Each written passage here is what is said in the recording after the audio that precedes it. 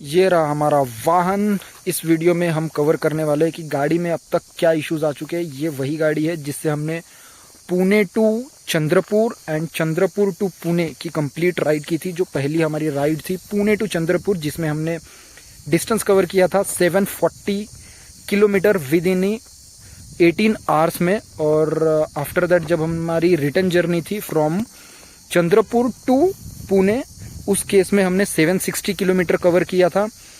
उसमें हमने 2 डेज का समय लगा था, क्योंकि हेवी रेन की वजह से एक दिन की जो ट्रिप थी वो 2 दिन में कन्वर्ट हो चुकी थी।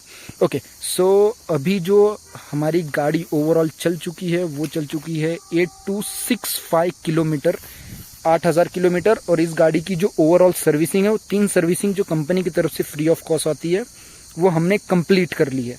सो इस गाड़ी में अब तक क्या इशू आ रहा है, गाड़ी एवरेज कितने का निकाल कर दे रही है, उसके अलावा ओवरऑल इसके अंदर अभी तक हमने एक्स्ट्रा एसेसरीज और कितना हमारा जो पैसा गाड़ी पर लग चुका है, इस वीडियो में हम रिव्यू करने वाले हैं। और हम कवर करते हैं कि गाड़ी में अब तक क्या क्या इश्यूज आ रहे हैं। जब मैंने गाड़ी परचेस की थी, इट्स नियरली अबाउट 6 मंथ हो चुके हैं इस गाड़ी को परचेस किए हुए। सो फर्स्ट जो पहली प्रॉब्लम थी वो इसके हैंडल से रिलेटेड थी। इसके हैंडल से काफ़ी ज़्यादा आवाज़ आ रही थी। मैंने फर्स्ट सर्विसिंग में भी कंप्लेंट की थी, सेकंड सर्विसिंग में भी, बट इसके जो हैंडल से प्रॉब्लम जो सॉल्व हुई थी वो आफ्टर दी थर्ड सर्विसिंग, जो हमने तीसरी सर्विसिंग कराई थी उसके बाद जो हैंडल का आवाज़ आना है वो बंद हो चुका था। तो राइट नाउ ये अभी कंडीशन में फिक्स्ड है, अभी इस हैंडल से आवाज़ नहीं आती है। जो ये प्रॉब्लम है सॉल्व हुई थी आफ्टर दी थर्ड सर्विसिंग। जो सेकंड इसके अंदर मेजर इशू आया था, जब मैंने इस व्हीकल को, इस जर्नी को स्टार्ट किया था from Pune to Chandrapur, 740 kilometre cover करने के बाद इसका जो शॉकअप था, शॉकअप हो गया था लीक, जिसका मैंने वीडियो भी बीच में अपलोड किया हुआ था। सो ये जो आपको शॉकअप नज़र आ रहा है ये जो कम्प्लीटली न्यू है, क्योंकि जो रियर शॉक एब्जॉर्बर होता है वो लीक होने के बाद उसको रिप्लेस ही करना पड़ता है, आप उसको रिपेयर करके नहीं लगा सकते हो।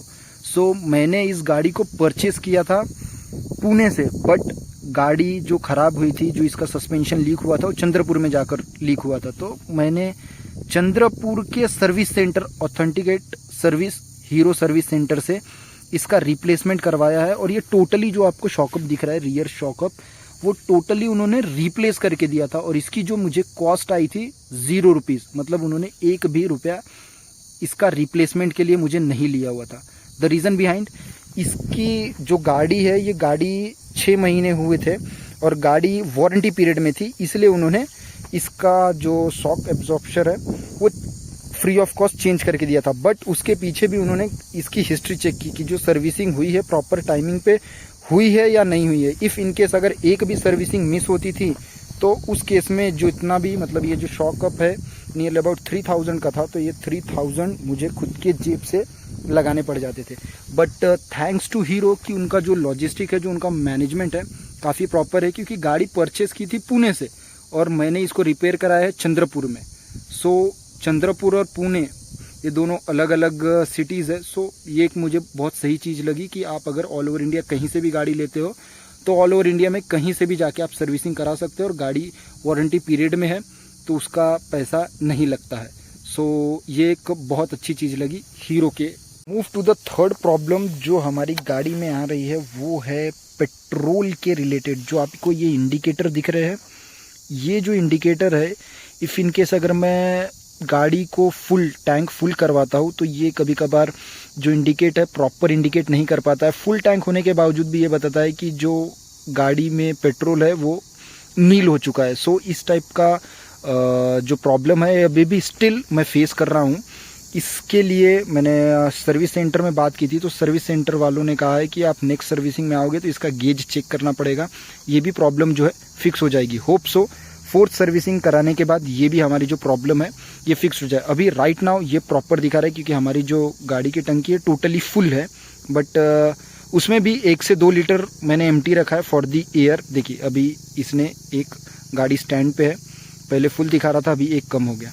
ओके, सो ये भी अब कुछ ग्लीच है या फिर क्या है, let we will solve in the 4th servicing. 4th servicing में होप सो ये प्रॉब्लम जो है ये भी फिक्स्ड हो जाए।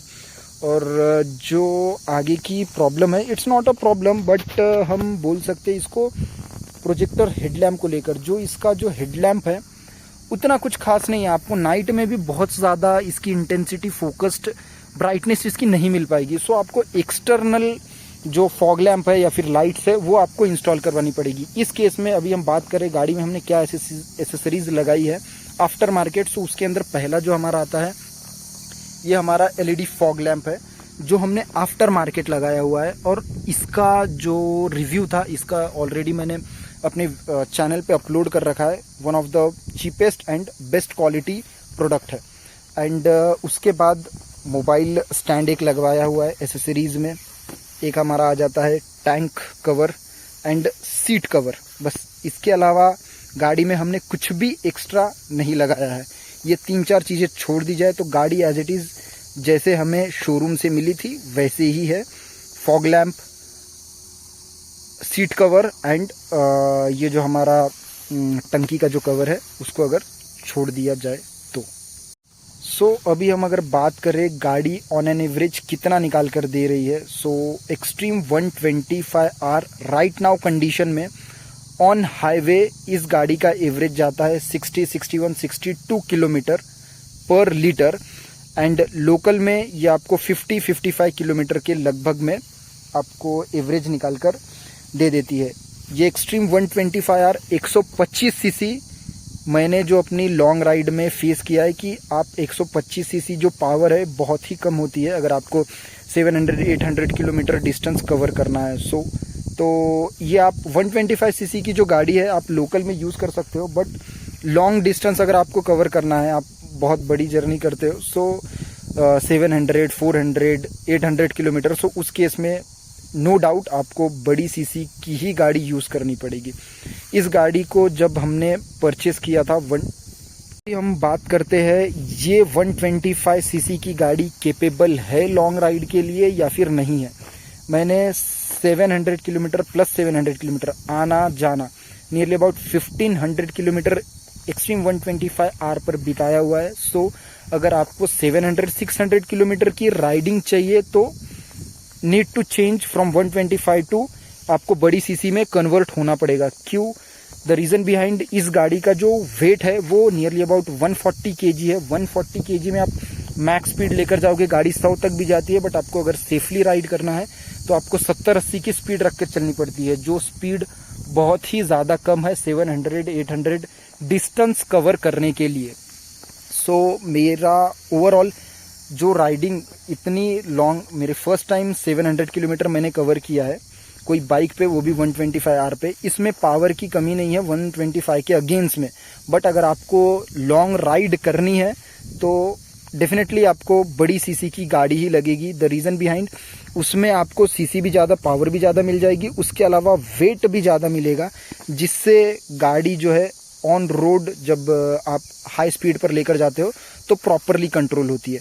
इस गाड़ी को जब मैं 700 मतलब पुणे से चंद्रपुर का डिस्टेंस कवर कर रहा था उसमें नियरली अबाउट जो स्पीड है 70 से 80 के बीच में ही रखी है, क्योंकि सेफ मुझे लगा कि गाड़ी इसके बाद वाइब्रेशन ये सब चीज़ें शुरू हो जाती है, तो 70-80 के बीच में गाड़ी जो है प्रॉपरली वर्क करती है।